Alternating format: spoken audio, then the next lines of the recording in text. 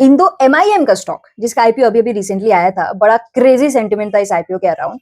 इसका स्टॉक ना अभी 3-4 दिन से लगातार गिर रहा है।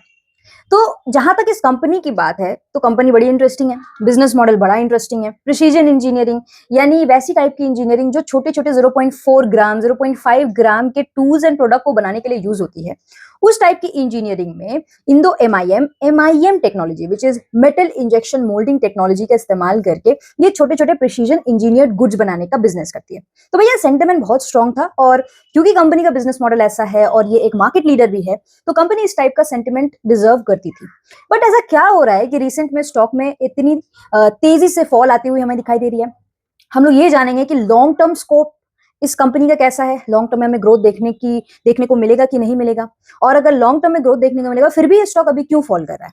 क्या शॉर्ट रन में हाई वैल्यूएशन होने की वजह से ये स्टॉक में एक मैसिव फॉल हमें दिखाई दे रहा है, और क्या ये शॉर्ट रन में फॉल कंटिन्यूड रहेगा, और अगर लॉन्ग टर्म में ये स्टॉक ग्रो करेगा तो कहां से स्टॉक में रैली देखने को मिलेगी। तो ये सारे सवालों के जवाब हम लोग इस पूरे वीडियो में जानेंगे। चलिए चलते हैं स्क्रीन की तरफ। ऑलराइट गाइस, पहले इसका चार्ट देख लेते हैं कि 30 जुलाई को लिस्ट हुआ, उसके बाद एक रैली दी, फिर करेक्शन, फिर रैली, फिर करेक्शन। अभी क्या है ना, ये जो एक फॉल आया है, करेक्शन आया है, इसके बेसिस पे लोगों को डर लग रहा है। लोगों को डर इसीलिए लग रहा है क्योंकि ये स्टॉक एक हायर साइड वैल्यूएशन पर चल रहा था, और इस तरीके का फॉल लोगों को डरा देता है कि कहीं ये हाई वैल्यूएशन टूट ना रहा हो, कहीं स्टॉक रिवर्सल मोड में ना आ जाए, क्योंकि अगर हाई वैल्यूएशन वाला स्टॉक गिरता है तो बहुत मैसिवली फॉल करता है।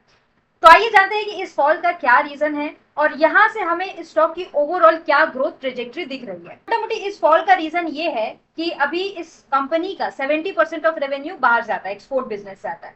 अब क्योंकि रिसेंट आपको पता होगा गोल्ड सिल्वर क्रिप्टो में रैली आई, बहुत सिग्निफिकेंट रैली। क्यों आई? क्योंकि डॉलर वीक हो रहा था। और डॉलर क्यों वीक हुआ? क्योंकि यूएसए की गवर्नमेंट ने ये अनाउंस किया कि वो अपने बॉन्ड्स अब खुद खरीदेंगे, उस वजह से डॉलर वीक हो गया। तो डॉलर जब वीक हो जाता है तो इस कंपनी को एक बेसिकली डॉलर के एप्रिसिएशन का, यानी रूपी के वीक होने का बेनिफिट मिलता है, क्योंकि इसका 70% ऑफ रेवेन्यू एक्सपोर्ट से आता है। तो मानो जो कंपनी एक्सपोर्ट करती है, अगर रूपी डेप्रिशिएट करता है, यानी डॉलर अप्रिशिएट करता है, डॉलर की वैल्यू बढ़ती है, तो उन कंपनीज के लिए पॉजिटिव होता है। लेकिन यहाँ पर क्या हुआ, रूपी अप्रिशिएट किया क्योंकि डॉलर डेप्रिशिएट किया, तो इस कंपनी के प्रॉफिट मार्जिन पे थोड़ा बहुत इंपैक्ट हमें नेगेटिव देखने को मिल सकता है अगर डॉलर कंटिन्यूअसली फॉल करता जाता है। तो यही एक मेजर रीजन था, एक कह सकते हो सेंटिमेंट था, कि उधर डॉलर के गिरने से स्टॉक मार्केट को ये लगा कि भाई इस कंपनी के रेवेन्यू पे भी इंपैक्ट आ जाएगा। और क्योंकि ये कंपनी ऑलरेडी एक हायर वैल्यूएशन साइड पे चल रही थी, तो मार्केट स्टॉक को 3 दिन लगातार पीट दिया। लेकिन ये एक स्ट्रक्चरल मैसिव डाउनफॉल अभी फिलहाल नहीं है, मतलब ये एक टेम्पररी फॉल है जो कि रिवाइव होने का दम रखता है। और उसके पीछे का एक मेजर कारण है कंपनी का चल रहा फिलहाल बिजनेस, और अपकमिंग FY27 में जो ग्रोथ ट्रेजेक्ट्री हमें इस कंपनी की मैनेजमेंट ने दी है, वो जो कि हमें स्ट्रॉन्ग ओवरऑल दिखाई दे रहा है, उसी पर हम लोग एनालिसिस करेंगे और पूरा प्लान जानेंगे कि स्टॉक में अब हमें आगे कैसा मूवमेंट देखने को मिल सकता है, इसका बिजनेस मॉडल क्या है और कंपनी हमें किस तरीके से ग्रोथ दिखा सकती है। इंडो एमआईएम का जो बिजनेस मॉडल है, ये एक बहुत ही हाई प्रिसीजन इंजीनियरिंग, मतलब वो सामान जो बाल के जितना पतला हो, जिसका वेट 0.5 से 50 ग्राम के बीच में हो, वैसे प्रोडक्ट्स बनाती हैं टिपिकली। ठीक है, अब ये प्रोडक्ट बनाने के लिए आपको डिफरेंट हाई लेवल की कॉम्प्लेक्स टेक्नोलॉजी लगती है, एक्सपीरियंस लगता है, एक्सपर्टीज लगता है, जो हर कंपनी के बस की बात नहीं है। तो इंडो एमआईएम का यही बिजनेस है, और ये अपने बिजनेस में एक मार्केट लीडर है आज की डेट में, ऑल ओवर वर्ल्ड में, ना सिर्फ इंडिया में बल्कि ऑल ओवर वर्ल्ड में। इंडिया में तो खैर इसका कोई लिस्टेड प्लेयर है ही नहीं। और ऐसे प्रिसीजन गुड्स जो मेडिकल डिवाइसेस का एकदम इंटीग्रल पार्ट होता है, जेट इंजन का एकदम इंटीग्रल पार्ट होता है, टर्बाइंस का जो गैस टर्बाइंस होते हैं उसके छोटे छोटे पार्ट होते हैं, माइन्यूट माइन्यूट, जो नॉर्मल प्रोसेस से इम्पॉसिबल है बनना, वैसे पार्ट को कंपनी बनाती है। और उस पार्ट्स को बनाने के लिए डिफरेंट डिफरेंट टेक्नोलॉजी का कंपनी इस्तेमाल करती है, जिसमें एमआईएम टेक्नोलॉजी आ जाती है, इन्वेस्टमेंट कास्टिंग आ जाती है, मशीनिंग आ जाती है। तो सबसे ज्यादा जो आज कंपनी बिजनेस बना रही है वो एमआईएम टेक्नोलॉजी से बना रही है, जिसके जिसके बेसिस पे कंपनी 60% ऑफ अपना रेवेन्यू फिलहाल जनरेट कर पा रही है। बाकी इन्वेस्टमेंट कास्टिंग से 20%, मशीनिंग से 10%, और अदर भी कुछ कुछ टेक्नोलॉजीज है इनकी, जैसे आप सेरामिक इंजेक्शन मोल्डिंग हो जाता है, फिर 3D प्रिंटिंग हो जाता है, ये सब भी कुछ टेक्नोलॉजीज है जिन पे अब कंपनी काम करना शुरू कर रही है। बट मेजर इनका रेवेन्यू जो है आज के डेट में एमआईएम से ही बन रहा है, और ये एमआईएम टेक्नोलॉजी में ही आज के डेट में वर्ल्ड में मार्केट लीडर है। कंपनी का बिजनेस मॉडल सिंपल सा है। कस्टमर आता है और इनको बोलता है कि भाई हमारी कुछ कुछ मशीन्स हैं, चाहे डिफेंस की कोई कंपनी आ गई, चाहे एरोस्पेस की आ गई, मेडिकल की कोई कंपनी आ गई अपना डिवाइस लेकर के, वो बोली कि भाई या तो तुम मुझे ये प्रोडक्ट को दिखाते हैं कि ये प्रोडक्ट डिजाइन करके दे दो, मैन्युफैक्चर करके दे दो, या तो वो बोलते हैं कि देखो हमारी ये मशीन है, अब इस मशीन में ना यहाँ पर हमें ये प्रॉब्लम फेस करने को मिल रही है, तो इस प्रॉब्लम को सॉल्व करने के लिए क्या तुम हमारे लिए कोई टूल बना सकते हो। तो ये सेगमेंट में ज्यादा काम करता है ये इंडो एमआईएम कंपनी। तो क्या करता है कि वो प्रॉब्लम्स को देख करके समझ करके वो एक टूल डिजाइन करता है। हर महीने कंपनी का रिकॉर्ड है कि वो 40 से 50 न्यू टूल डिजाइन करते हैं। अब वो जो न्यू टूल डिजाइन कर रहा है वो वापस जाकर कस्टमर को दिखाएगा कि देखो हमने ये डिजाइन किया। अब वो कस्टमर इसमें बोलेगा हाँ ये ठीक है, ये ठीक नहीं है, ऐसा करते करते अप्रूवल लेने में ही लगभग 2 से 2.5 साल लग जाता है। मतलब एक परफेक्शन तक पहुंचने में 2 से 2.5 साल लग जाता है, और फिर वो फाइनली अप्रूव होता है और वो कमर्शियलाइजेशन में होता है, यानी उस टूल का मास प्रोडक्शन होता है। तो ये पूरा प्रोसेस होता है। तो सबसे पहले कस्टमर आता है, अपनी रिक्वायरमेंट्स बताता है, रिक्वायरमेंट्स के बाद टूल फाइनलाइज होता है, 2-2.5 साल के बाद पास आउट होता है, और फिर कमर्शियलाइजेशन फेज में घुस जाता है। उसमें कंपनी फिर जाकर डिसाइड करती है कि हमें इस टूल को किस टेक्नोलॉजी से बनाना है। क्या एमआईएम टेक्नोलॉजी से बनाना है, which is metal injection moulding, क्या ये इन्वेस्टमेंट कास्टिंग टेक्नोलॉजी से बनाना है, सीएनसी मशीनिंग से बनाना है, या सीआईएम केरामिक इंजेक्शन मोल्डिंग से बनाना है, या 3D प्रिंटिंग से बनाना है। अभी कंपनी का फोटे सबसे ज्यादा एमआईएम से है, बाकी टेक्नोलॉजीज में भी धीरे धीरे एक्सपैंड कर रहे हैं, which is good for the diversification of the business of the company. ठीक है, तो अब टेक्नोलॉजी डिसाइड हो गया, उसके बाद मोल्डिंग होगा, फिर मैन्युफैक्चरिंग होगा, फिर मैन्युफैक्चरिंग के बाद पॉलिशिंग होगा, उसमें हीट ट्रीटमेंट होगा, अल्टीमेटली उसकी असेंबली होगी टूल्स की, एंड फाइनली आपका फिनिश प्रोडक्ट बनता है। तो ये पूरा जो प्रोसेस है ये कंपनी खुद करती है, और ऐसा ऐसा ये कंपनी ये जो कर रही है उसमें ना एक इंटीग्रल कंपोनेंट होता है एमआईएम की। अभी हम लोग पूरी डिफाइंड टेक्नोलॉजी समझेंगे तब आपको समझ में आएगा कि इस कंपनी की मोट क्या है, एडवांटेज क्या है, और क्यों कोई नया कंपनी या कोई रैंडम कंपनी इसके बिजनेस को कॉपी नहीं कर सकता है। और इसीलिए ये दिन ब दिन इसका बिजनेस बढ़ता जा रहा है, और एक मार्केट लीडरशिप आज के डेट में ये पूरे मार्केट में होल्ड करता है। अब एमआईएम का क्या प्रोसेस होता है ये समझो, क्योंकि ये समझ जाओगे तो ये भी समझोगे कि कैसे इस कंपनी का इसमें एक बहुत बड़ा एडवांटेज है जो कोई और कंपटीशन कंपनी मार्केट में इनको कॉपी कर ही नहीं सकता है। तो एमआईएम में ना सबसे ज्यादा इंपॉर्टेंट होता है मटेरियल, जिस मटेरियल का ये टूल बनाने जा रहे हैं वो मटेरियल को हम लोग एक तरीके से समझ लो मेटल पाउडर और कुछ अदर कंपोनेंट्स मिला करके बनाते हैं, फीड स्टॉक ओवरऑल रहता है इनका। तो वो जो मटेरियल फीड स्टॉक हुआ उसकी रेसिपी सिर्फ इसी कंपनी को पता है, और ये साल दर साल के एक्सपीरियंस से कंपनी आज इतनी तगड़ी रेसिपी बना करके अपने पास रख रही है कि ये कस्टमर को बहुत अच्छे से सेटिस्फाई कर पा रही है। क्योंकि आप समझो जो प्रिसीजन टूल कंपनी बना रही है वो किस मटेरियल से बन रहा है ये भी तो बहुत ज्यादा मैटर करता है, इनफैक्ट यही मैटर करता है। तो वो जो रेसिपी है, वो जो फीडस्टॉक की रेसिपी है, ये कंपनी के खुद के एक्सपीरियंस से बनी है, इनकी प्रोप्राइटरी है, कोई और किसी को पता ही नहीं है और ना कोई कॉपी कर सकता है। तो वो रेसिपी कंपनी की है। तो सबसे पहले तो डिजाइनिंग होती है, फिर वो फीडस्टॉक प्रिपरेशन होता है, फिर उस फीडस्टॉक को हाई प्रेशर में मोल्ड के अंदर डाला जाता है, इंजेक्ट किया जाता है, जो भी डिजाइन है मोल्ड, तो वो डिजाइन के अंदर इंजेक्ट किया जाता है, और फिर अल्टीमेटली आपका फर्दर प्रोसेस होता है, and finally quality assurance and packing and delivery होता है। तो ये जो पूरा प्रोसेस है ना, ये बहुत इंटीग्रल प्रोसेस है, और इस प्रोसेस में 2-3 एडवांटेज है। जो बारीकी, एक तो बारीकी की रिक्वायरमेंट होती है, दूसरी जो भी टूल बन रही है वो किस मटेरियल की बन रही है ये भी बहुत ज्यादा मैटर करता है। तो ये सारी चीजें कंपनी टू कंपनी अलग होती है, मतलब डिफरेंट कंपनी की डिफरेंट होती है। तो जो इंडो एमआईएम की ये सारी चीजें हैं वो काफी ज्यादा इंपैक्टफुल है और काफी ज्यादा कस्टमर रिटेनिंग है। मतलब ऐसे क्वालिटी ऑफ प्रोडक्ट्स ये बना करके देते हैं कि आज अगर देख लो FY26 में इनकी 92% ऑफ रेवेन्यू रिपीट कस्टमर से आ रही है। समझ रहे हो, मतलब एक बार कस्टमर आया तो ये चिपक गया, ये भाग नहीं पाएगा, भाग ही नहीं सकता है। क्यों? क्योंकि एक तो उसको वो प्रोडक्ट की डिजाइन को फाइनलाइज करने में 2-2.5 साल लग रहा है, उसके बाद प्रोडक्शन हो रही है, प्रोडक्शन भी उसको बेस्ट क्वालिटी ऑफ मटेरियल मिल रहा है कंपनी से। तो ये सारी चीजें कोई क्यों ही छोड़ना चाहेगा। इनफैक्ट ये सारी चीजों अगर बेस्ट क्वालिटी उनको मिल रहा है, इतनी ज्यादा इंजीनियरिंग स्पेसिफिकेशन के साथ उसको मिल रहा है, उसके रिक्वायरमेंट के हिसाब से परफेक्शन मिल रहा है उस कस्टमर को, तो वो उसको 2-4 पैसा ज्यादा भी पे करने के लिए तैयार होएगा, लेकिन वो भागेगा नहीं। तो यही एक मेजर रीजन है कि कंपनी की कस्टमर स्टिकीनेस कितनी हाई है। कोई एक बार कस्टमर बन गया तो कस्टमर उसके पास ही जाएगा, इंडो एमआईएम के पास ही जाएगा, दोबारा किसी और कंपनी के पास नहीं जाएगा। आज तक का इनका ये रिकॉर्ड रहा है। अब देखो इंडो एमआईएम ना डिफरेंट टेक्नोलॉजीज में भी है, यानी जो प्रिसीजन इंजीनियर गुड बनाती है, छोटे छोटे गुड्स बनाती है, 0.5 ग्राम्स के, 1 ग्राम के गुड्स, तो उन गुड्स को बनाने के लिए ये डिफरेंट टेक्नोलॉजी यूज कर रही है। पहले तो ये प्राइमरीली एमआईएम टेक्नोलॉजी पर ही आधारित था इनका ओवरऑल बिजनेस, बट अब ये डिफरेंट टेक्नोलॉजी में भी जा रहे हैं। यानी उसी प्रोडक्ट को बनाने के लिए ये केरामिक इंजेक्शन मोल्डिंग का भी इस्तेमाल कर सकते हैं, इन्वेस्टमेंट कास्टिंग का भी इस्तेमाल कर सकते हैं, precision machining, and then you have 3D printing का भी इस्तेमाल कर सकते हैं। तो पहले सिर्फ ये था, लेकिन अब ये इन टेक्नोलॉजी में भी एक्सपैंड कर रहे हैं। और इन सभी का अगर आप ग्रोथ रेट देखोगे तो on an average in technologies की ग्रोथ रेट 10 से 12% के आसपास हमें नजर आ रही है अगले कुछ 5 सालों में। ठीक है, तो इसका मतलब है कि ये जो टेक्नोलॉजी का यूज करके जो प्रोडक्ट बनाया जाएगा वो पूरा मार्केट 10% के सीएजीआर से आने वाले समय में ग्रो करेगा। तो अगर कंपनी मार्केट शेयर अपना एक्सपैंड ना भी करती है तो आराम से कंपनी इंडस्ट्री के 10% रेट से ग्रो कर पाएगी। और अगर ये मार्केट शेयर अपना एक्सपैंड करती है, जो कि ये पास में करती आई है और आगे भी करने का दम रखती है, तो इसकी ग्रोथ हमें और भी ज्यादा देखने को मिलेगी, जो हमें पिछले 5 सालों में तो दिखा। पिछले 5 सालों में कंपनी की एवरेज ग्रोथ रेट 15 से 20% की रही ही है। ठीक है, FY26 में तो और अच्छी ग्रोथ थी इनकी रेवेन्यू के टर्म्स में। तो 15 से 20% ये ऑलरेडी इंडस्ट्री के ग्रोथ रेट से हाइयर रेट पे ग्रो कर रहा है, विच इज गुड। और आगे भी इस तरीके का हमें ग्रोथ दिखाई दे सकता है इस कंपनी में। अब हम लोग समझते हैं कि इस कंपनी की ग्रोथ क्या है। यानी हमने ये देख लिया कि ओवरऑल इंडस्ट्री में ग्रोथ रेट है, और क्यों है, क्योंकि पूरे दुनिया भर में एंड खास की इंडिया में डिफेंस एंड एरोस्पेस में बहुत ज्यादा केपेक्स हो रहा है। दुनिया भर में मेडिकल में, कंज्यूमर इलेक्ट्रॉनिक्स में भी काफी ज्यादा डिमांड एंड केपेक्स हमें देखने को मिल रहा है। उन सब के कॉन्टेक्स्ट में हमें ये दिख रहा है कि प्रिसीजन इंजीनियर गुड्स की डिमांड जो ये कंपनी बनाती है उसकी डिमांड बढ़ रही है। और अब उस डिमांड को केटर करने के लिए कंपनी अपनी बड़ी बड़ी कैपेसिटीज बना रही है और नई नई टेक्नोलॉजीज को अडॉप्ट कर रही है।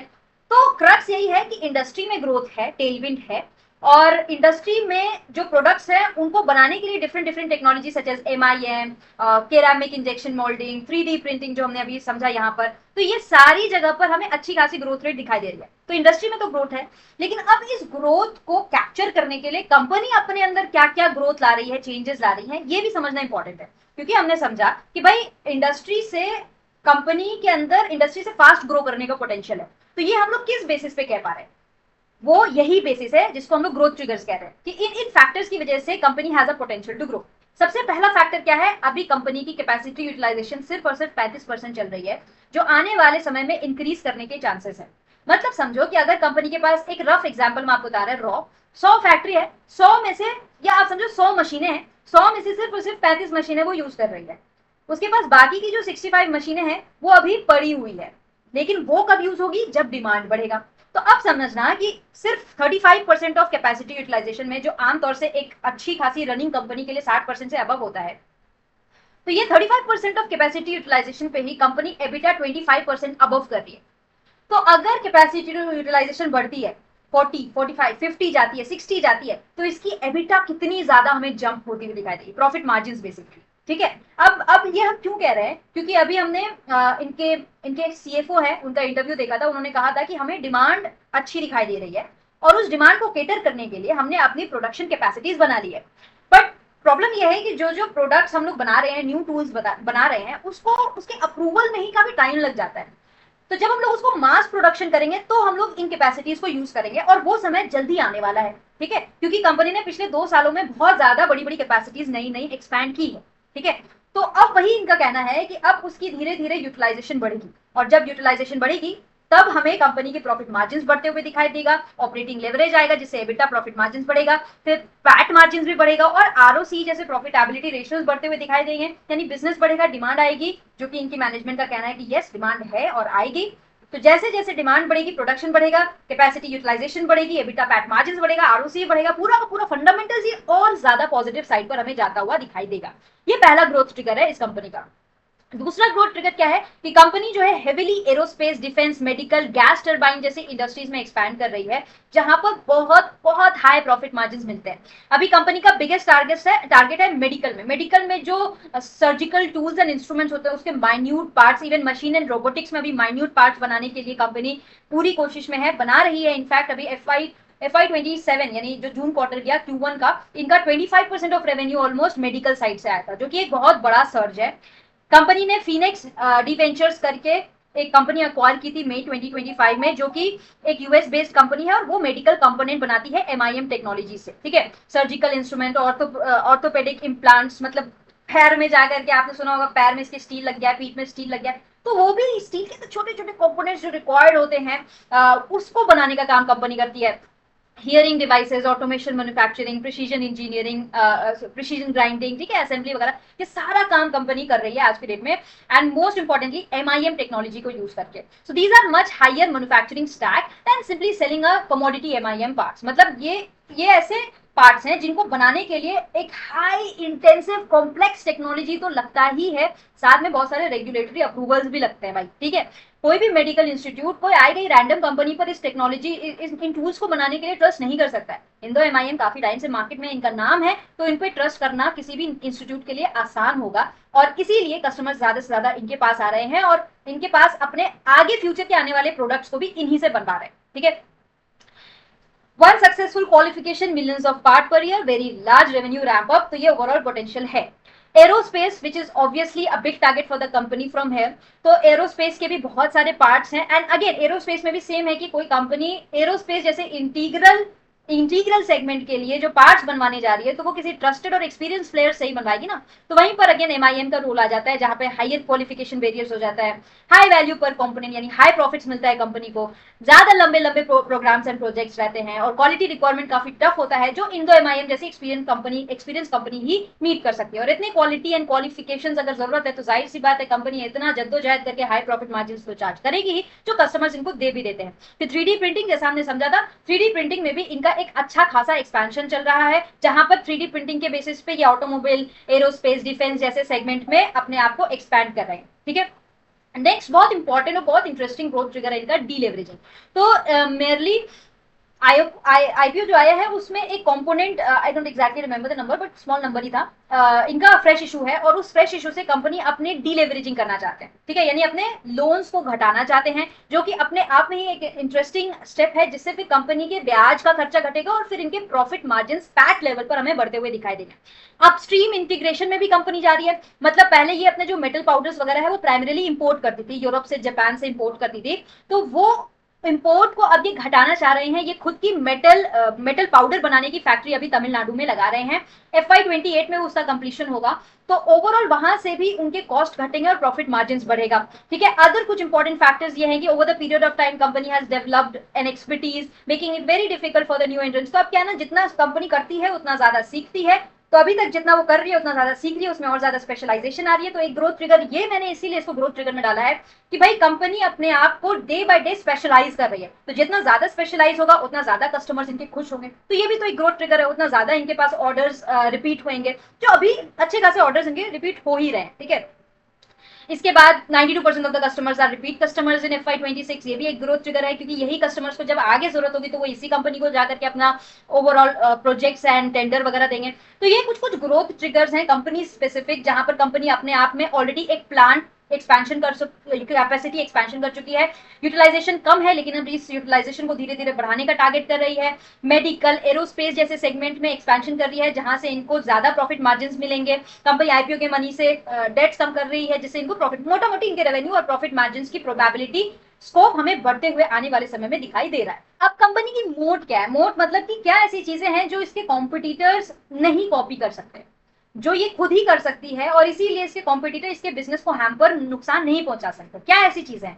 सबसे पहले जब हमने समझा एक्सपर्टीज एंड एक्सपीरियंस, बालाजी ने खुद कहा है कि भाई हम लोग जितना बनाते हैं उतना सीखते हैं, जितना जितना सीखेंगे उतना ही अच्छे से हम अपने कस्टमर्स की प्रॉब्लम सॉल्व कर पाएंगे, जो किसी नए आने वाली कंपनी के लिए पॉसिबल नहीं है करना, ठीक है. तो एक तो अपनी टेक्नोलॉजी बिल्डिंग में ही सीखते हैं, दूसरा जो फीड स्टॉक का मटेरियल हमने समझा था उसमें उसके कंपोनेंट को और कितना अच्छा बनाना है, उसमें ये over the period of time सीखे हैं चीजें, जो कि बाकियों के लिए कॉपी करना बहुत मुश्किल है.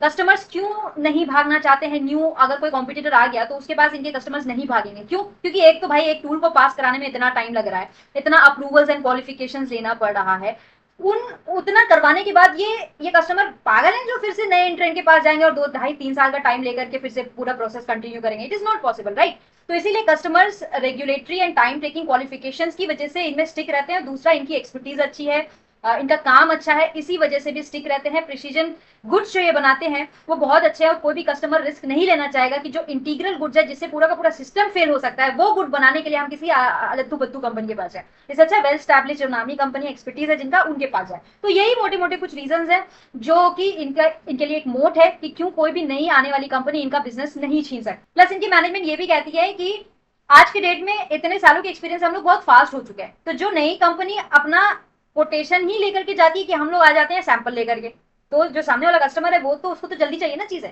वो थोड़ी एकदम न्यू नई कंपनी पे जाएगा और बोलेगा कि भाई आप जितना टाइम ले सकते हो लो। तो ऑफकोर्स ये बात है, ये क्विक हो चुके हैं अब अपने बिजनेस में, और इसीलिए इनके पास कस्टमर्स भागे दौड़े आते हैं। Q1 जो इनका लेटेस्ट रिजल्ट आया है उसकी कुछ एनालिसिस कर लेते हैं। रेवेन्यू 9% से ग्रो किया है YOY बेसिस पे। ऑपरेटिंग प्रॉफिट यानी एबिटा इनका 24% के अराउंड ग्रो किया है और पैट 31% के अराउंड ग्रो किया है। ठीक है, अब इसका मेजर रीजन क्या है कि इतनी कम रेवेन्यू ग्रोथ पे पैट और एबिटा इतना अच्छा क्यों ग्रो किया?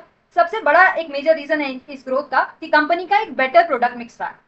मैनेजमेंट ने बताया कि इस बार हमारी defence and medical Q1 FY27 में डिफेंस और मेडिकल से अच्छा खासा ऑर्डर्स गया है, रेवेन्यू अच्छी खासी आई है, इसीलिए प्रॉफिट मार्जिन भी हमारा हायर साइड पर दिखाई दे रहा है। प्रॉफिट मार्जिन इज बेसिकली 33% का प्रॉफिट मार्जिन था इनका। ठीक है, if you can see it has not been mentioned here, but the profit margin it did was EBITDA level पे 33% का प्रॉफिट मार्जिन कंपनी ने किया, तो उस वजह से अच्छी खासी प्रॉफिट ग्रोथ भी आई।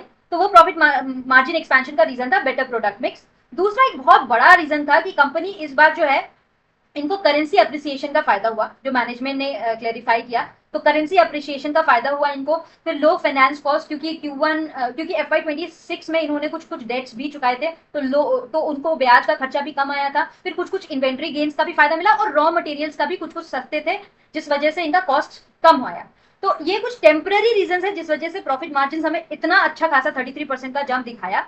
लेकिन कुछ कुछ परमानेंट और रिलायबल रीजंस भी थे, जैसे कि बेटर प्रोडक्ट मिक्स, ज्यादा डिफेंस और मेडिकल से आया है, यूटिलाइजेशन इनका बढ़ रहा है धीरे धीरे, एरोस्पेस एंड मेडिकल में प्रोडक्शन इंक्रीज हो रहा है। ठीक है, मैन्युफैक्चरिंग एफिशिएंसीज में आ रहे हैं। तो ये कुछ पॉसिबल स्ट्रक्चरल फैक्टर्स हैं जो कि पॉजिटिव है, जिस वजह से हमें इनके प्रॉफिट मार्जिन में एक्सपेंशन देखने को मिला है। और ये कुछ टेम्पररी फैक्टर्स हैं जो नहीं टिकेंगे। ठीक है, तो जो जो रिजल्ट आया उसको देखकर मार्केट ओवरऑल खुश था, और 10% की 9% की रैली भी हमें स्टॉक में दिखाई थी रिजल्ट के बाद।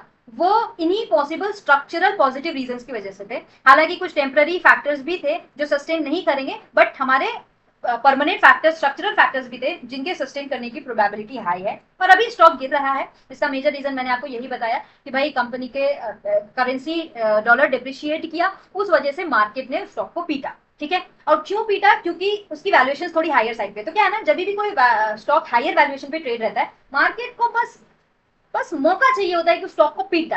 तो वही इस कंपनी के स्टॉक के साथ हो रहा है। तो हमें पता चला है कि ये एक फंडामेंटल फॉल नहीं है, एक टेम्पररी फॉल है। अब FY27 की गाइडेंस देख लेते हैं, क्योंकि कंपनी ने कॉन कॉल नहीं किया, फिर भी मैंने मेहनत करके इधर उधर से इंटरव्यूज वगैरह देख करके गाइडेंस का एक आइडिया कलेक्ट किया है, एंड उस बेसिस पे हम लोग वैल्यूएशन एनालिसिस करेंगे कि अभी स्टॉक की वैल्यूएशन रीजनेबल है कि नहीं। ठीक है, गाइडेंस क्या है कि FY27 में CFO बालाजी ने बताया कि 15 से 18% की रेवेन्यू ग्रोथ की टारगेट कर रहे हैं। एबिटा आराम से ये 30 से 32% मेंटेन कर लेंगे। हालांकि अभी Q1 FY27 का एबिटा इनका 33% था, जो कि कुछ कुछ परमानेंट स्ट्रक्चरल फैक्टर्स की वजह से था, बट कुछ टेम्पररी फैक्टर्स की भी वजह से सब था। इसीलिए अगर हम लोग कुछ टेम्पररी फैक्टर को रूल आउट कर देते हैं, फिर भी ये 30 से 32% का EBITDA margin through out the year FY27 maintain करने का दावा कर रहे हैं। और इसके पीछे का सबसे बड़ा रीजन ये बता रहे हैं कि हमारी कैपेसिटी यूटिलाइजेशन भी बढ़ेगी, एंड हम लोग एक higher value product such as aerospace, medical, defence जैसे प्रोडक्ट में भी ज्यादा अब एक्सपेंशन कर रहे हैं। उस वजह से हमारी एबिटा मार्जिन एलिवेटेड रहेगी।